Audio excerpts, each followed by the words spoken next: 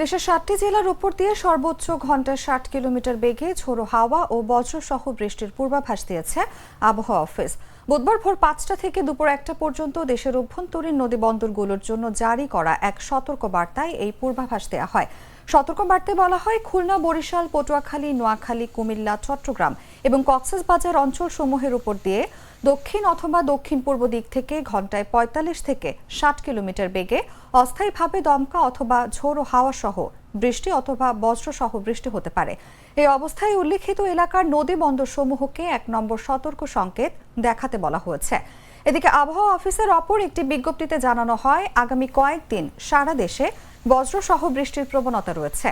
পাশাপাশি দেশের কোথাও কোথাও মাঝারি ধরনের ভারী থেকে অতি ভারী বর্ষণও হতে পারে।